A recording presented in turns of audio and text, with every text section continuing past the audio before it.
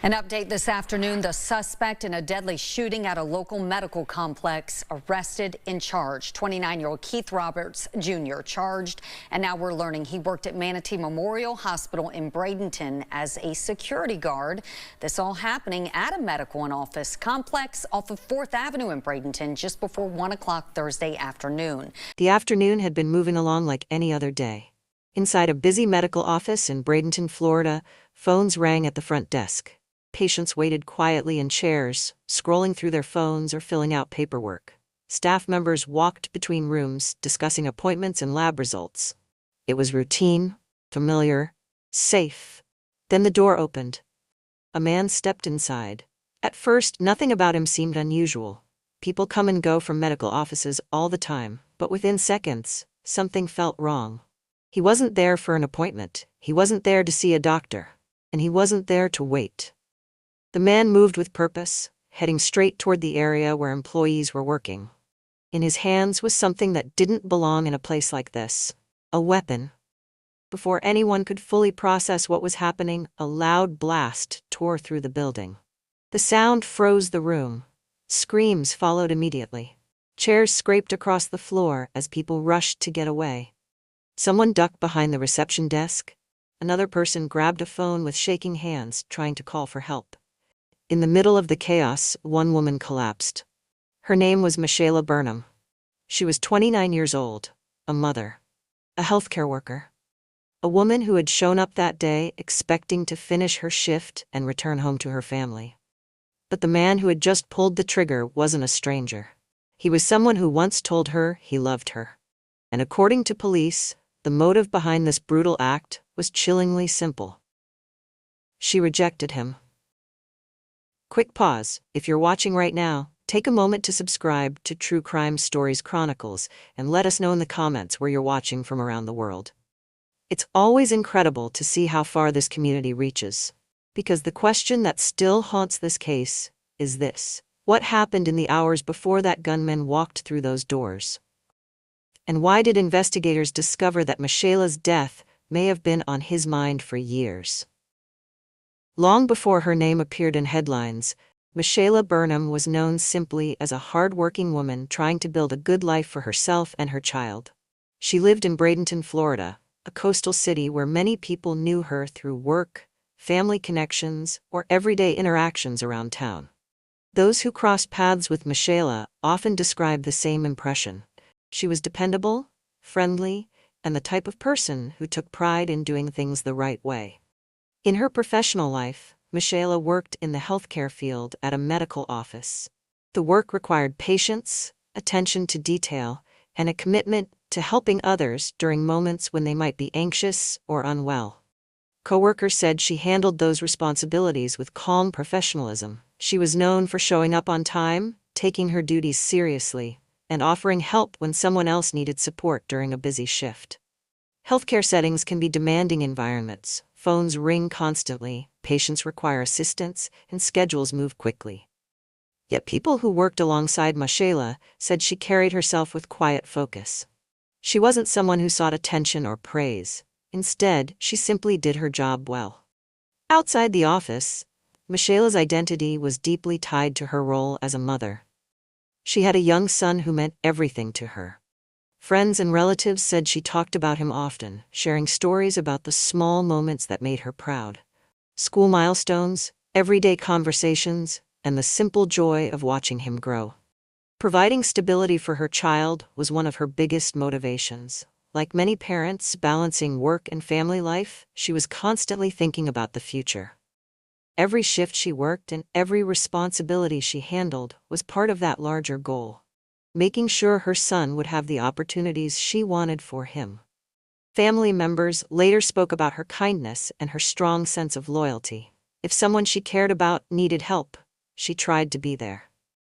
That might mean offering advice, lending support during difficult times, or simply listening. Those closest to her described her as someone who valued relationships and who worked hard to maintain connections with the people who mattered most. Friends also remembered her personality. Someone who could be warm and light-hearted, but also determined when she set her mind on something. She had plans for the future. and wanted to keep moving forward in both her personal and professional life. To those around her, Myshaela's life looked like it was steadily progressing. She was raising her son, maintaining a stable job, and building the kind of future many people strive for. But like many lives, there were parts of her story that were not always visible to the outside world. Among the relationships she had experienced, one in particular would begin to shift in a troubling direction.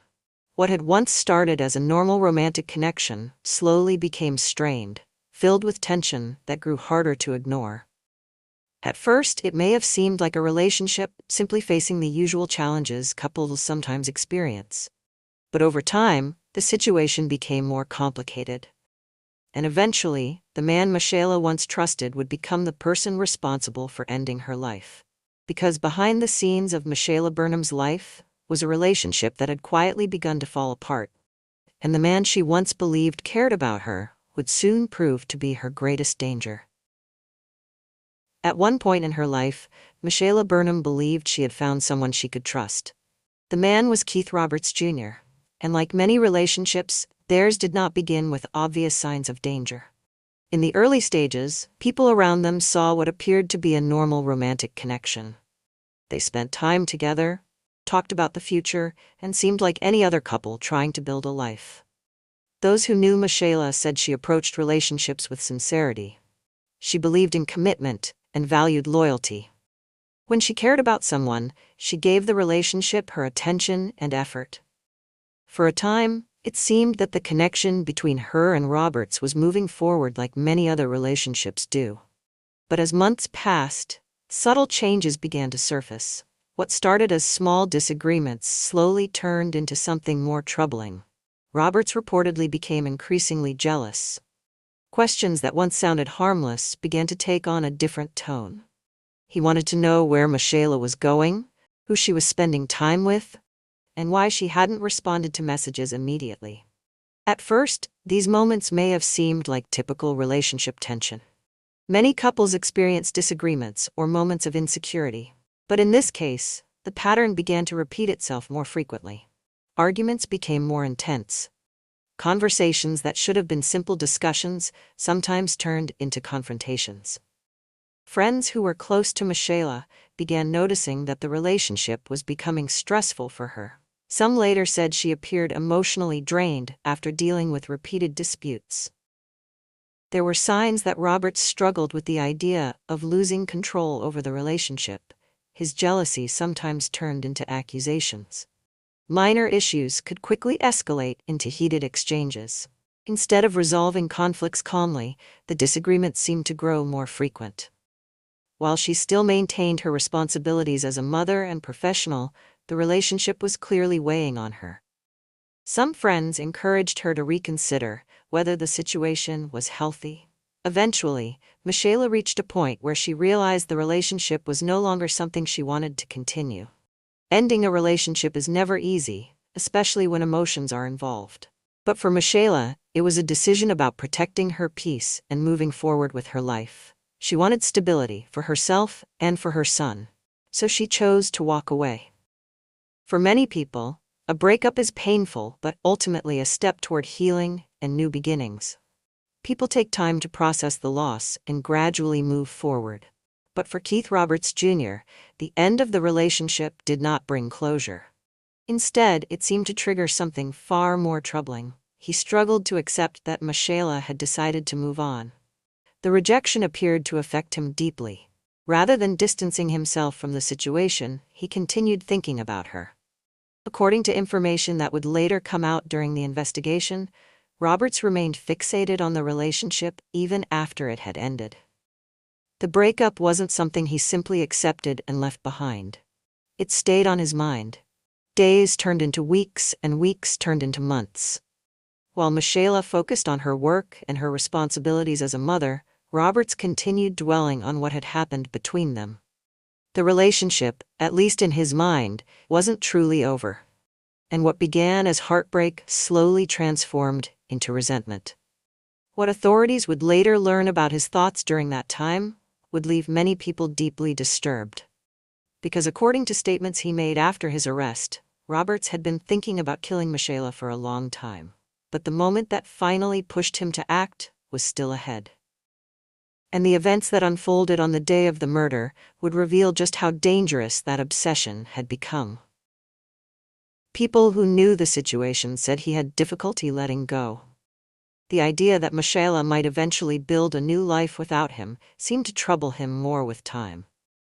What had once been a relationship filled with arguments and tension now became something he repeatedly thought about. Rather than moving forward, Roberts appeared to become fixated on the past. Reports later indicated that he continued thinking about Myshaela constantly.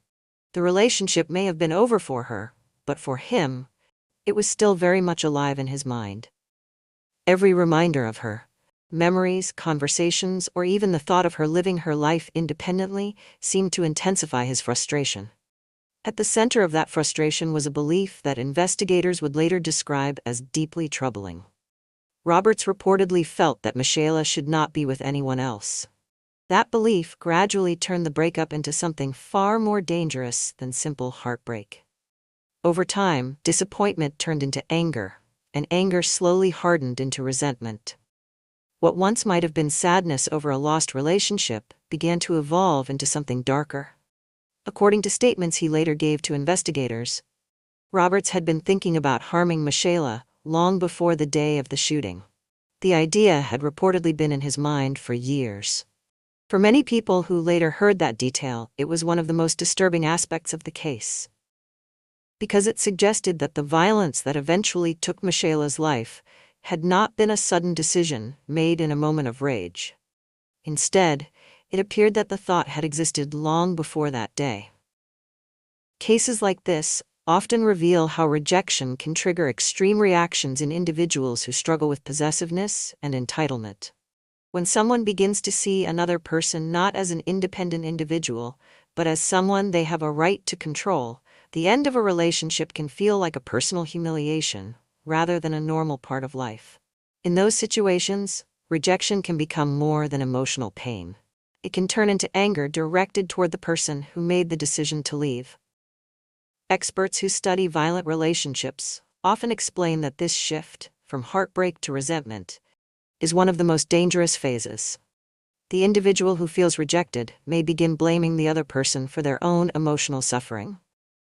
And when that resentment grows unchecked, it can escalate into violence. Meanwhile, Myshaela continued trying to live her life. She went to work. She focused on her responsibilities as a mother. From her perspective, the relationship with Roberts was finished. She believed the past was behind her. But what Myshaela did not realize was that Roberts had not moved on at all.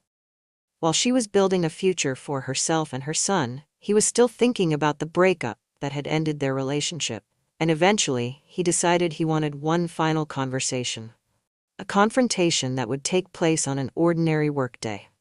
A confrontation that would become the final chapter in Myshaela Burnham's life. On the day Myshaela Burnham was killed, the situation between her and Keith Roberts Jr. did not begin with violence. It began with a conversation. Investigators later revealed that earlier that day, the two of them had spoken for an extended period of time. Reports indicated that the conversation lasted for roughly 2 hours. During that time, they discussed the relationship that had already ended, and the possibility, at least from Roberts' perspective, of repairing what had been broken. For Roberts, this meeting appeared to represent one last opportunity. Despite the breakup that had already taken place, he still hoped there was a chance the relationship could be revived. Whether he believed time had changed things, or whether he simply refused to accept the finality of the separation, he approached the conversation expecting some form of reconciliation. But Myshaela's position had not changed. From the beginning of the discussion, she made it clear that she had already made her decision. The relationship was over, and she was not interested in restarting it. Her focus was on moving forward with her life, continuing her work, raising her son, and leaving the past behind. For her, the conversation may have been an attempt to bring closure. For Roberts, however, the conversation had a completely different meaning. As the discussion continued, it became increasingly clear that Myshaela was not going to change her mind. Whatever hope Roberts had been holding on to began to fade as the reality of the situation settled in. To Roberts, the rejection struck much deeper. The possibility that he might permanently lose the relationship he once had with her became undeniable. Whatever expectations he had brought into that conversation were now gone. According to investigators, Roberts later admitted that hearing this confirmation pushed him to what he described as his breaking point. It was in that moment, he said, that the anger and resentment he had been carrying finally overwhelmed him. Instead of walking away and accepting the end of the relationship, he internalized the rejection. The conversation eventually ended, and the two went their separate ways. On the surface, nothing about the situation appeared unusual. Conversations between former partners happen every day. Sometimes they provide closure, sometimes they reopen old emotions, but most of the time, they end without violence. Myshaela likely believed that was the case here as well. She returned to her normal routine, continuing with the responsibilities of her day. But for Roberts, something had changed.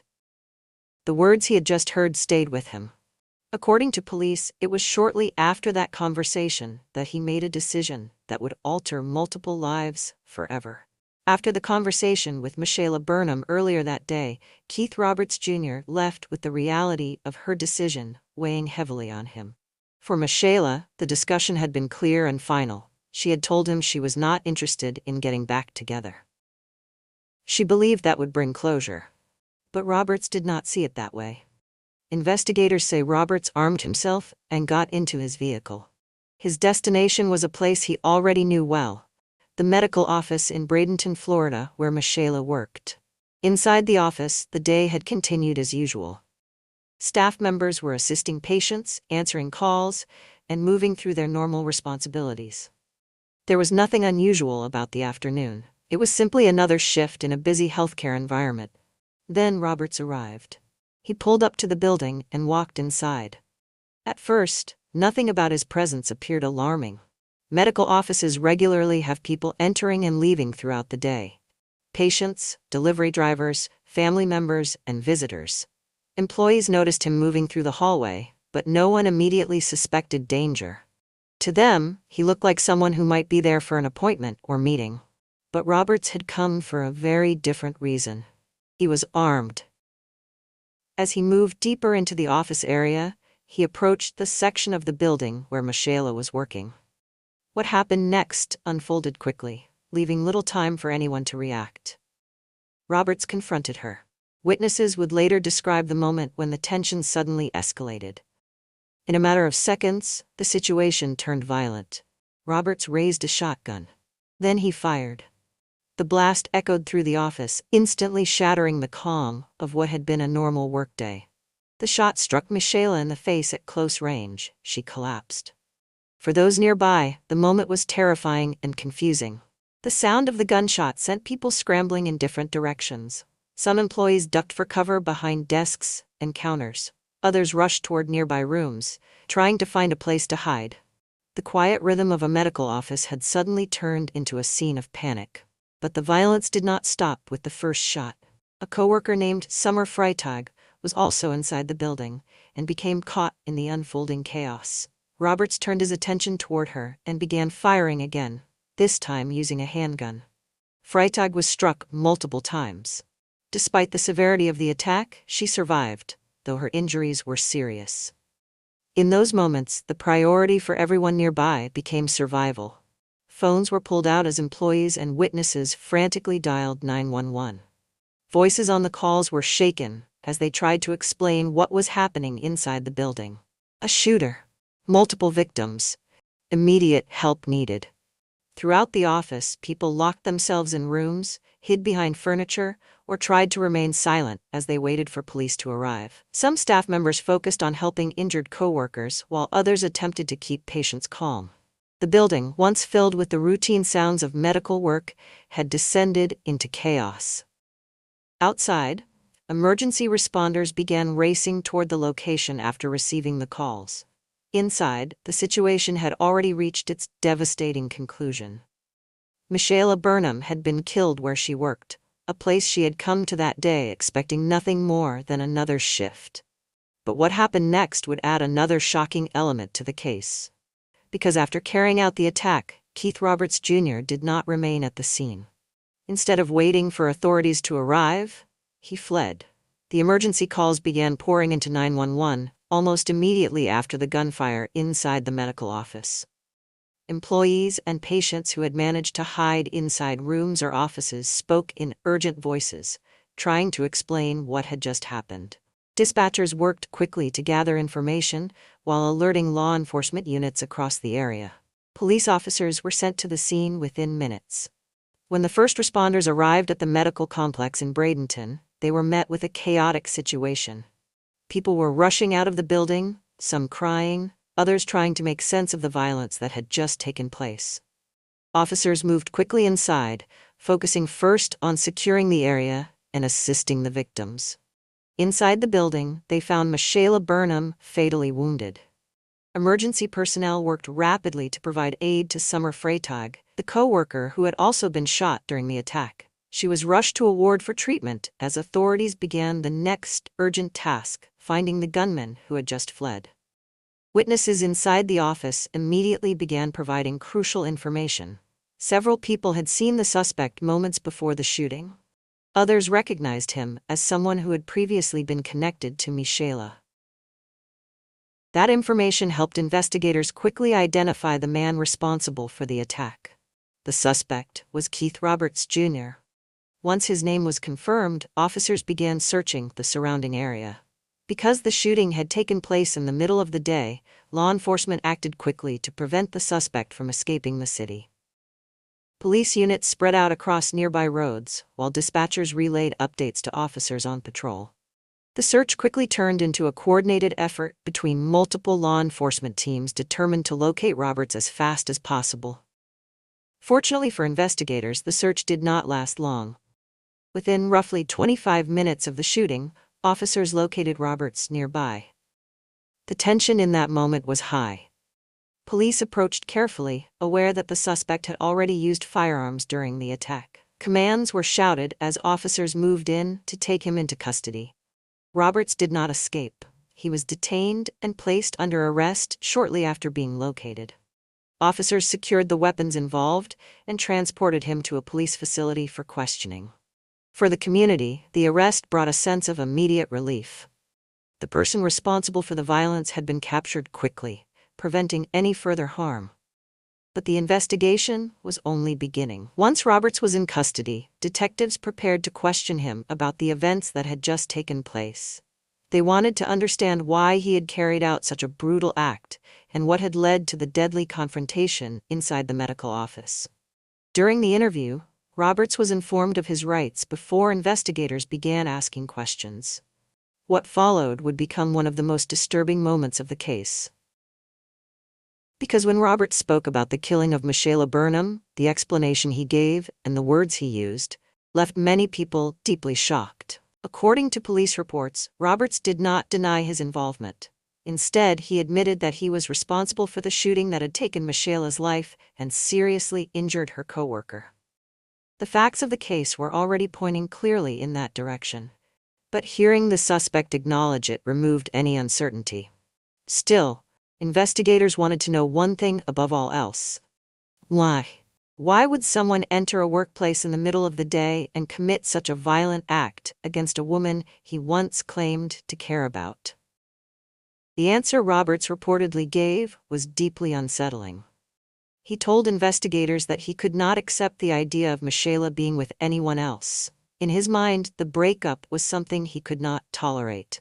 The thought that she had chosen to move on without him had become something he carried with him for a long time. That resentment had grown until it eventually led to the confrontation that ended in violence. For detectives sitting in that interview room, the explanation made clear how personal the crime had been. This was not a random act. It was driven by rejection, anger, and the inability to accept that the relationship had ended.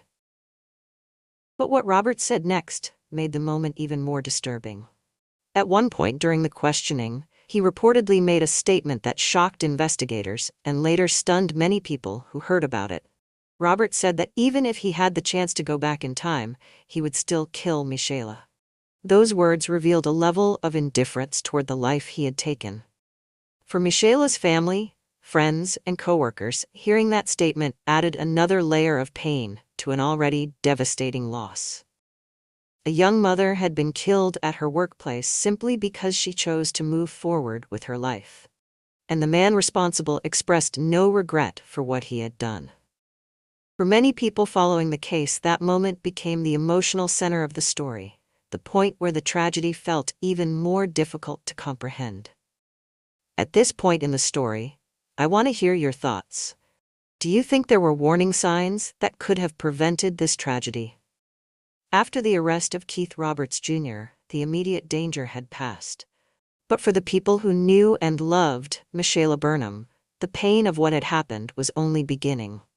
News of the shootings spread quickly through Bradenton.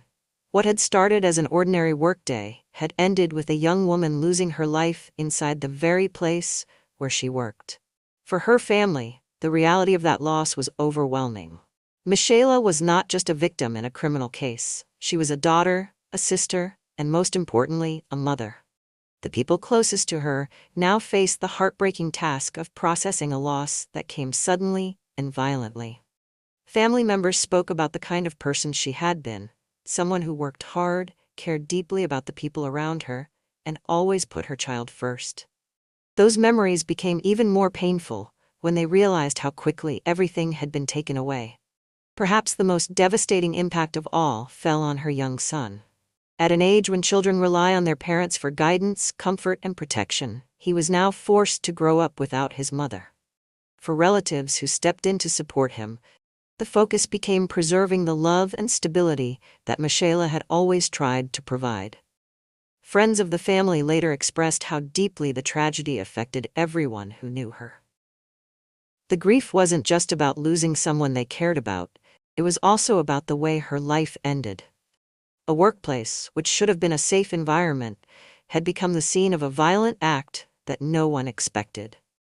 Inside the medical office where Myshaela worked, the emotional impact was just as profound. Coworkers who had shared shifts with her suddenly found themselves trying to process what they had witnessed.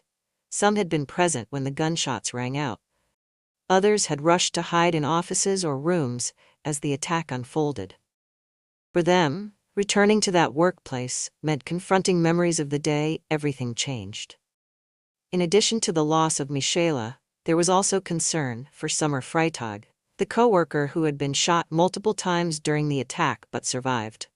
Her injuries were serious, and many in the community hoped for her recovery, while also recognizing the physical and emotional trauma she had endured. Incidents like this have a way of affecting entire communities because they remind everyone how fragile life can be. In the end, the case was no longer just about a crime. It was about a life that had been taken, a child left without his mother, and a community trying to come to terms with a loss that should never have happened. Many crimes involving former partners share a similar pattern. The relationship begins normally, but over time, certain behaviors begin to appear that signal deeper problems.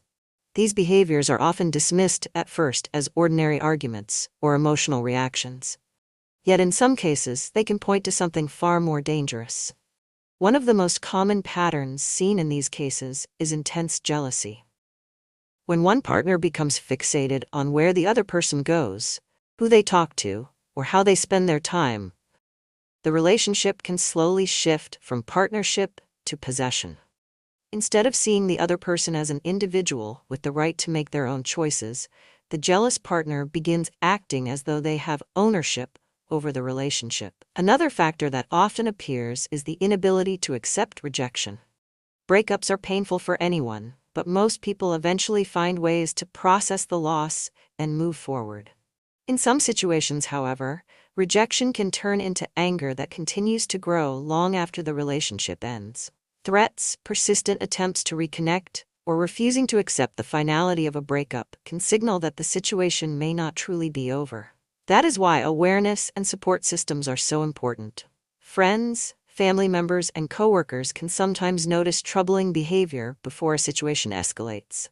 Encouraging open conversations, offering support, and taking concerns seriously can make a difference. For individuals who find themselves dealing with an aggressive or threatening former partner, documenting incidents, informing trusted people, and seeking protection through legal channels can provide additional safety. While not every situation can be predicted or prevented, understanding these patterns can help people take concerns more seriously and respond earlier when something doesn't feel right. Myshaela Burnham's story reminds us how important it is to pay attention when relationships begin to show signs of possessiveness or hostility. Awareness alone cannot undo what happened to her, but it may help others recognize danger sooner and seek help before a situation turns tragic. Remembering Myshaela means remembering the life she was building, the love she had for her family, and the future that should have been ahead of her. And it also means reflecting on the lessons her story leaves behind. Because awareness can sometimes be the difference between safety and tragedy.